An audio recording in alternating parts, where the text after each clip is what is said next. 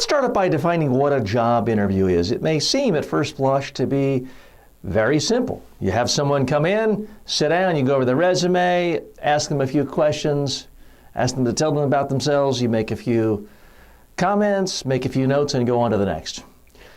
It's really a lot more than that.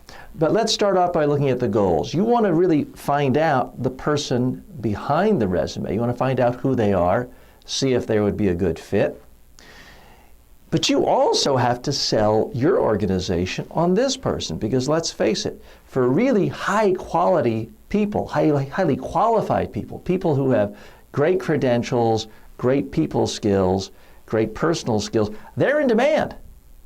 They can pick your company or any number of companies. So you don't hold all the power here. You've got to impress people and give them a sense of what's special about your organization too. So while it doesn't seem like a two-way street, it really is. Finally, it's a type of presentation, and you're presenting in front of a stranger. Now for most people, that's uncomfortable. It makes people nervous. So you need to know how to come across comfortable, confident, relaxed in any job interview you conduct. You need to know how to get the information you really need about this person so that you can make judgments and you can pass on the information to others who are a part of the decision-making process for hiring employees.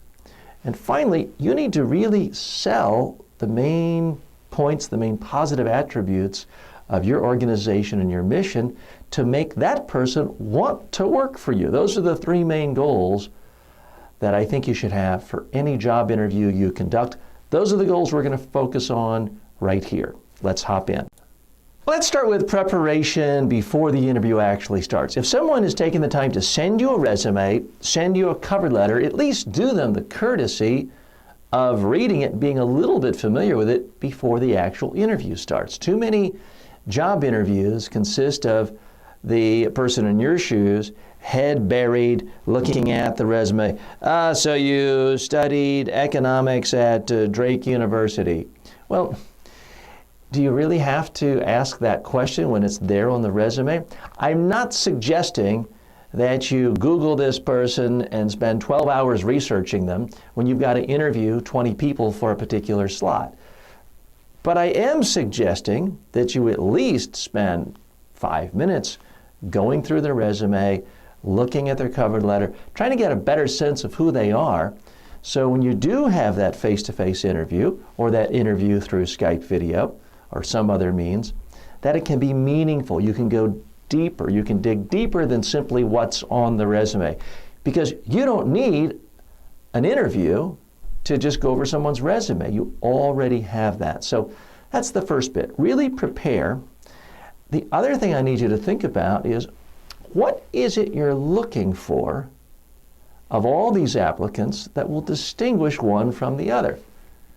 Because you may have a very, very set specific number of requirements, job requirements, but if you've listed those, presumably all the people you're interviewing fit that. What in your mind is going to distinguish one applicant over another? I can't tell you what that is, but I can tell you it's a lot better to have something in mind rather than just, oh, a gut feeling, oh, I like that person, they like sailing, I like sailing, they seem like they'd be nice to have around the office.